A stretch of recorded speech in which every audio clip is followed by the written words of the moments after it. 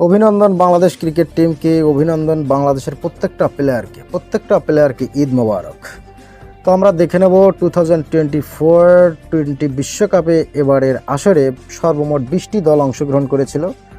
তো ইতিমধ্যেই কিন্তু সুপার 8 কনফার্ম হয়ে গেছে যে সর্বমোট 8টি দল সুপার 8-এ কোয়ালিফাই করেছে। তো আমরা দেখে নেব 8টি দলে। গ্রুপ এতে রয়েছে ইন্ডিয়া এবং ইউএস যুক্তরাষ্ট্র, দুটি দল গেছে। পাকিস্তান কিন্তু বাদ পড়েছে এই গ্রুপ থেকে, শক্তিশালী দল পাকিস্তান সবার আগে বিদায় নিয়েছে। তো গ্রুপ বি থেকে অস্ট্রেলিয়া বনাম ইংল্যান্ড কনফার্ম হয়েছে, দুটি দল গেছে। আজকে কিন্তু ইংল্যান্ড কনফার্ম হলো।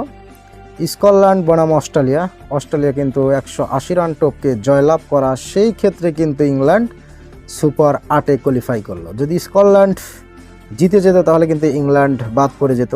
তো অভিনন্দন অস্ট্রেলিয়া দলকে, অস্ট্রেলিয়ার জন্যই শেষ পর্যন্ত ইংল্যান্ড সুপার 8 খেলার সুযোগটা পেয়েছে। তো গ্রুপ সিতে আফগানিস্তান বনাম উইন্ডিজ, দুটি দল সুপার 8-এ চান্স পেয়েছে গ্রুপ সি থেকে। নিউজিল্যান্ড কিন্তু শক্তিশালী দল, নিউজিল্যান্ড কিন্তু বাদ পড়েছে, একদম পয়েন্ট টেবিলের নিচে রয়েছে নিউজিল্যান্ড। তো ব্যাড লাক নিউজিল্যান্ডের জন্য।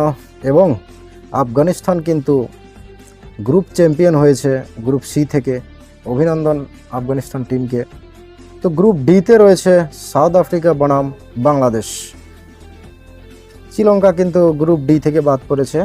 তো তিনটি দল, বিশেষ করে গ্রুপ এ থেকে পাকিস্তান বাদ, গ্রুপ সি থেকে নিউজিল্যান্ড বাদ এবং গ্রুপ ডি থেকে শ্রীলঙ্কা বাদ। তো সর্বমোট 20টি দলের মধ্যে পাকিস্তান, নিউজিল্যান্ড এবং শ্রীলঙ্কা তিনটি দলে কিন্তু শক্তিশালী, তিনটি দল এবার বাদ পড়েছে। তো নতুন যে দলটি যুক্তরাষ্ট্র, প্রথমবারের মতো তারা কিন্তু গ্রুপ এ থেকে 2 নম্বর হয়ে তারা কিন্তু সুপার 8-এ চান্স পেয়েছে। কংগ্রাচুলেশন যুক্তরাষ্ট্রকে।